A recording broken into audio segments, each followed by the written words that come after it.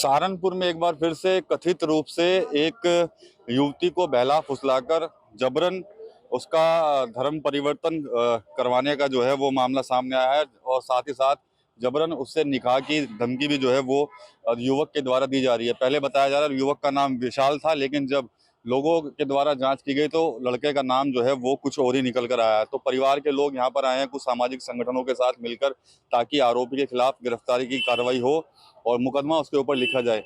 हालांकि जो पीड़ित बच्ची है वो अभी कैमरे के सामने आने से डर रही है, क्योंकि वो बेहद ही खौफ में है। लेकिन परिवार के लोग जरूर आए हैं एसएसपी दफ्तर पर, उन्हीं से यहाँ पर बात करेंगे। आप क्या उनकी मम्मी है बच्ची की? क्या नाम है आपका? एक तो अच्छा, क्या क्या घटना हुई बेटी के साथ, बताइए जरा। एक लड़का है मुस्लिम, लेकिन ये हिंदू बन के हमारे घर आया था। और वो ये कहने लगा कि भी मेरे को पता चला कि आपको काम की जरूरत है, क्योंकि ये काम कर रहे थे तो इनका काम छूट गया था। अरे श्रीमती जी, कुछ तो सस्ता लो। नहीं श्रीमान जी, सब बढ़िया लो। इसमें क्या खास बात है? थोड़े में ज्यादा स्वाद, यही तो है इसकी खास बात। क्या स्वाद है? अरे मेरे राजा, प्योर मसाला। तो हम परेशान में थे थोड़ी, तो इस वजह से वो आया और उसने हमारे को 1000 रुपया दिया कि भी आप अपने घर में राशन डाल लो। और हमें लगा कि भी हमारा वेल विशर है, इसलिए हमने उस पर विश्वास कर लिया। बस हमारी गलती सिर्फ इतनी हुई कि हमने उसे विश्वास करके अपने घर में वो बुला लिया। और बस उसने, हमें नहीं पता कि कब से वो हमारी बेटी के पीछे था। उसके मैसेजेस से पता चला कि 5 महीने से वो ये सब वो कर रहा है, उसको फॉलो कर रहा है। उसके आने जाने, खाने पीने, उठने बैठने, हर चीज़ का उसको पता है। हाँ जी। तो ये आपको कैसे पता लगा कि उसका कोई और दूसरा धर्म का है? नाम कैसे पता लगा?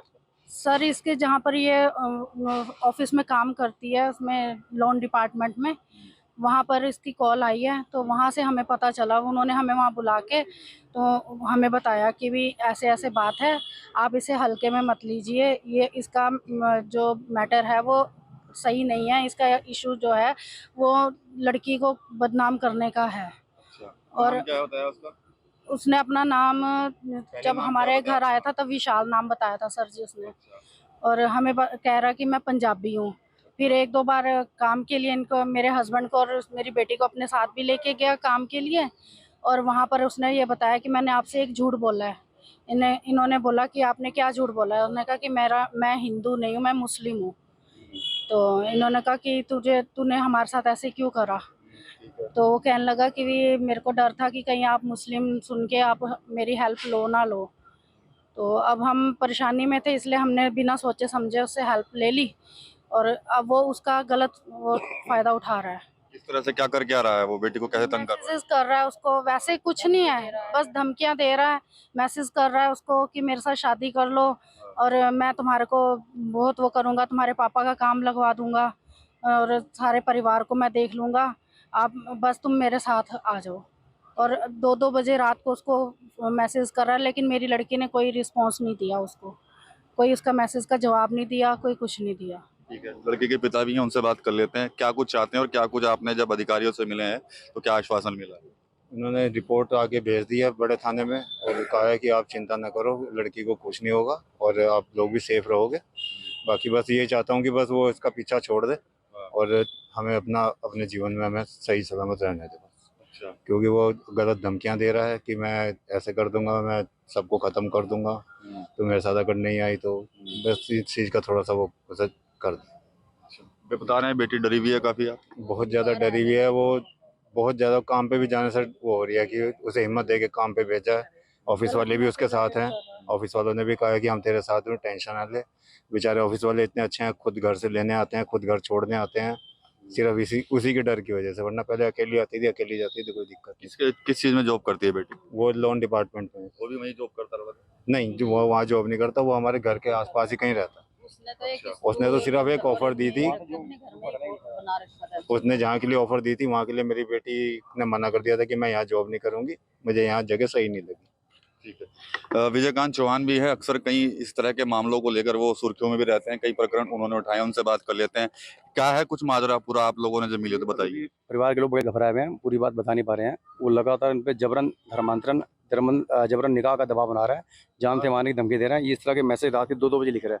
इन मैसेज में बहुत सारे मैसेज ऐसे हैं, जैसे वो लिखता है जैसे ही लड़की पढ़ने की कोशिश करती है तो हाथ के डिलीट करता है। बहुत सारे मैसेज छोटे जिसके अंदर 8-10 मैसेज जो हाथ के डिलीट हो रहे हैं मैसेज के अंदर।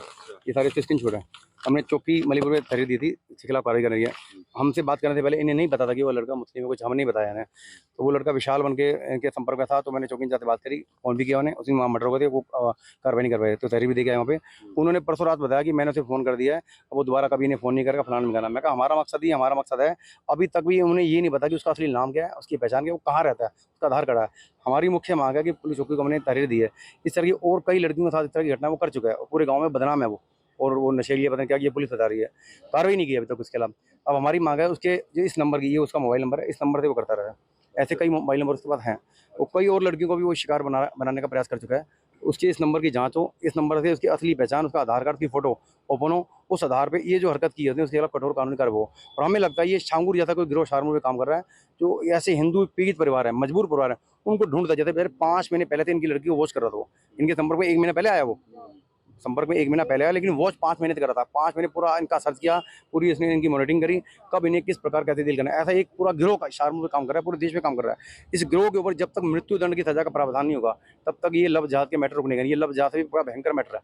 एक पीड़ित मजबूर गरीब परिवार को हल्की सी छोटी मोटी आर्थिक मदद करके, उसके बाद अपना नाम पहचान छुपा के उनकी बेटियों को धर्मांतरण और निकाह के लिए दबाव बनाना, अपहरण की धमकी देना, जानते हैं बहुत बड़ा क्राइम है ये। इनके खिलाफ कठोर कानूनी कार्रवाई होनी चाहिए और इसके लफ्ज़ जाते मृत्युदंड का एक कानून बनना चाहिए, जिसके बाद ऐसे लोग कानूनी रूप से बाधित हो सकें और ऐसी हरकतें बंद हो।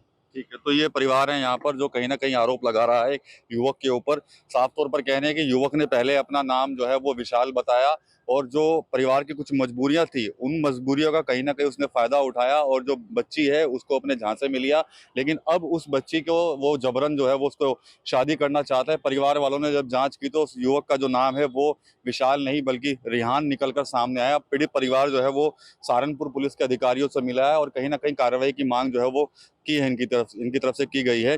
अब परिवार को पुलिस की तरफ से भरोसा मिला है कि इस पूरे मामले की जांच की जाएगी और यदि युवक दोषी पाया जाता है तो उसके खिलाफ जो है वो सख्त से सख्त कार्रवाई जो है की जाएगी। टीवी9 यूपी के लिए सहारनपुर से विकास कपिल।